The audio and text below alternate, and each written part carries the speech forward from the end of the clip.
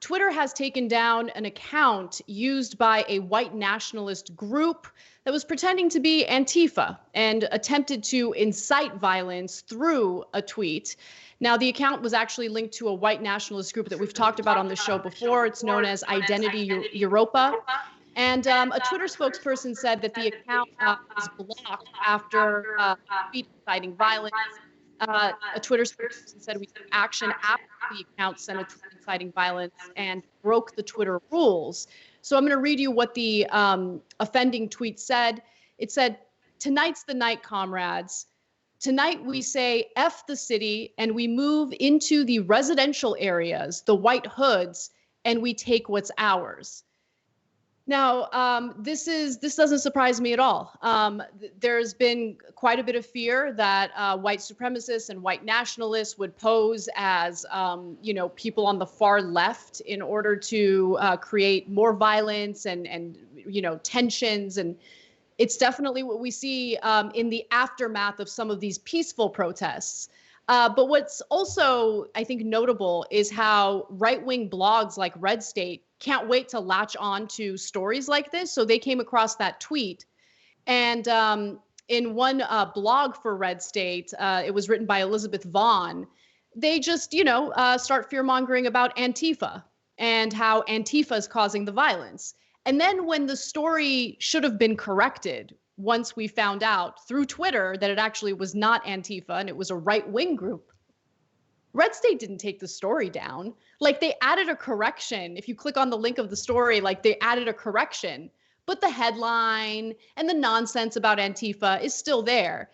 And the point that I want to make is it doesn't matter if they come across facts or the truth. They have decided that the narrative is that the far left is causing all this violence. And it totally works because that narrative gets to Donald Trump, who then declares Antifa a domestic terrorist organization. Yeah. So, look, it's a very old trick to infiltrate groups and pretend you're them. And we've talked about this in foreign policy as well. I mention it often only because it's just such a stark case of it. The Turkish government was caught saying that they were contemplating an operation where they attacked their own base inside Syria so that they could justify an attack within Syria. Look, a more famous case of it is the Gulf of Tonkin, when America pretended to be attacked so that they could launch a bigger assault into Vietnam. So this is a long, long history. And a lot of the intelligence operations do this as well. They do it in foreign countries. And so it's not surprising. And if you're holding any protests and you're doing it in a responsible way, progressives teach people to look out for agitators who are not part of the group. And if you see someone doing violence or you see someone doing something wrong, make sure you go and tell the leaders of the group, because they're likely not with us and they might be infiltrating. So here they're doing it on social media. I'm thrilled that they got caught, but my guess is many times they don't get caught. So you hear that some left-wing group has done something when it ain't a left-wing at all. And also, this is an update that was just posted by Ken Klippenstein on Twitter. So he's a reporter for The Nation now. And someone from the FBI leaked a report to him.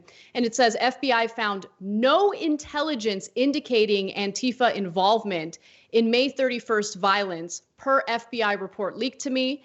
That was the same day that Donald Trump vowed to designate Antifa as a terrorist organization.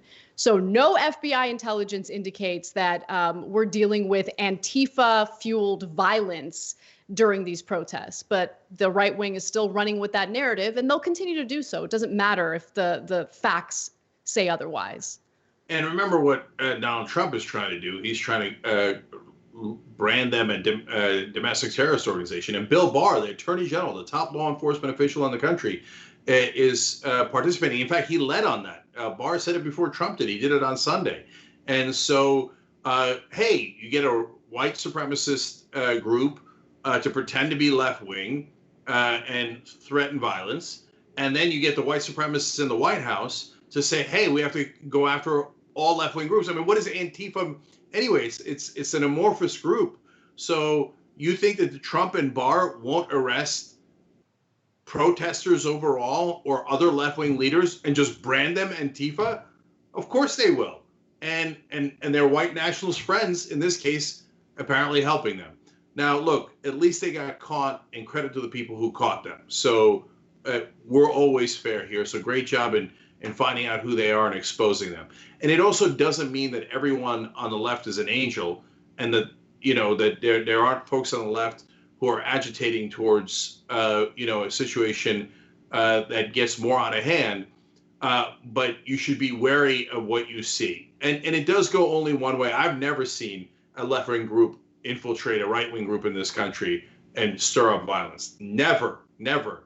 Partly because the right wing celebrates violence and the left wing, generally speaking, does not. So be wary of what you see, especially coming from the right wing.